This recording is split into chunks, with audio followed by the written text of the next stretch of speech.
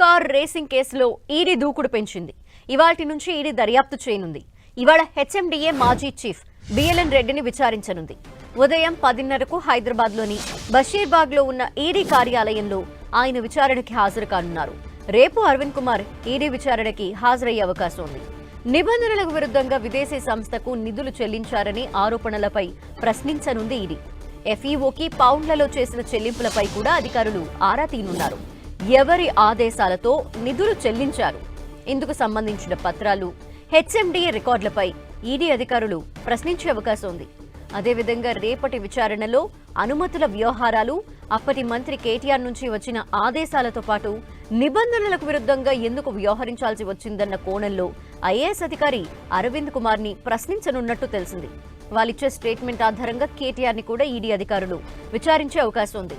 దీంతో వాళ్ళు ఏం చెప్తారనే అంశంపై బీఆర్ఎస్ శ్రేణుల్లో టెన్షన్ నెలకొంది.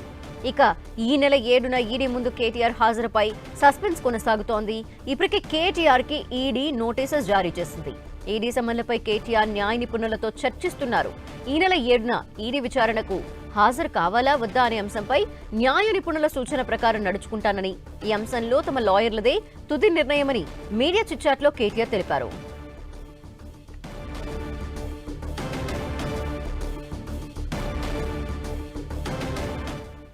ఈడీ అధికారుల విచారణకి బిఎల్ఎన్ రెడ్డి హాజరవ్వనున్నారు. ఈ నేపథ్యంలో డీటెయిల్స్ మా ప్రతినిధి సునీల్ అడిగి తెలుసుకుందాం. Sunil,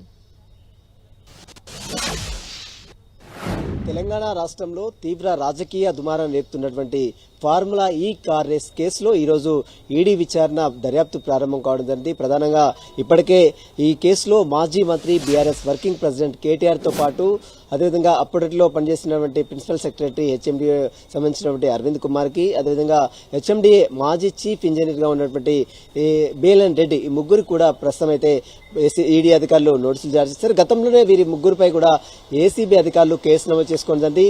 prevention of corruption act తో పాటు కొన్ని సెక్షన్స్ 120 అదేవిధంగా 409 కొన్ని సెక్షన్స్ కూడా ఇప్పటికే ఏసీబీ అధికారులు నమోదు చేసింది. ఏసీబీ అధికారులు నమోదు చేసిన కేసు ఆధారంగా ఇప్పుడు ఈడీ అధికారులు కూడా కేసు ఈసీఆర్ కింద ఎన్ఫోర్స్మెంట్ కేస్ ఇన్ఫర్మేషన్ రిపోర్ట్ కింద కేసు నమోదు చేసుకోవడం జరిగింది. ఆ తర్వాత వారి ముగ్గురు కూడా నోటీసులు జారీ చేశారు. ఇందులో భాగంగానే ఈరోజు బిఎల్ఎన్ రెడ్డి హెచ్ఎండిఏ మాజీ చీఫ్ ఇంజనీర్ గా ఉన్నారు. గతంలో ప్రస్తుతం రిటైర్డ్ అయ్యారు. ఇతనికి ప్రస్తుతం అయితే ఈడీ అధికారులు నోటీసులు జారీ చేశారు.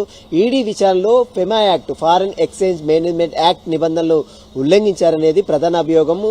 విదేశాలకు నిబంధనలకు విరుద్ధంగా డబ్బులు బదిలీ చేశారనేది వీరిపై వస్తున్నటువంటి ప్రధాన అభియోగము. ఎఫ్ఈఓ కంపెనీకి నిబంధనలకు విరుద్ధంగా వీరందరూ కూడా డబ్బులు ట్రాన్సాక్షన్ చేశారు.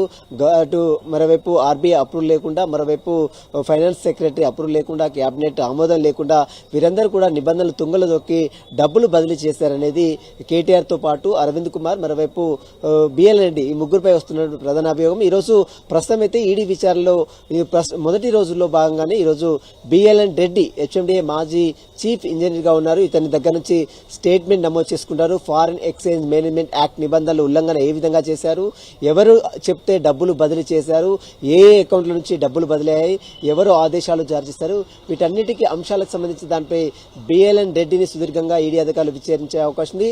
రేపు అరవింద్ కుమార్, హెచ్ఎండిఏ మాజీ ప్రిన్సిపల్ సెక్రటరీగా ఉన్నటువంటి అరవింద్ కుమార్ కూడా ఈరోజు రేపు ఈడీ అధికారులు సుదీర్ఘంగా విచారించి ఆయన స్టేట్మెంట్ కూడా నమోదు చేసుకునే అవకాశం ఉంది. ఇప్పటికే ఈ నెల 7వ తారీఖున కేటీఆర్ కి నోటీసులు జారీ చేశారు. మరి కేటీఆర్ ఈడీ విచారణకు హాజరవుతారా లేదనేది కూడా ఒక ఉత్కంఠ అయితే నెలకొందని చెప్పదు. ఎందుకంటే ఇప్పటికే ఏసీబీ దాఖలు చేసిన క్వాష్ పిటిషన్ లో హైకోర్టును ఆశ్రయించారు. హైకోర్టులో ఆ పిటిషన్ విచారణ కంప్లీట్ అయింది.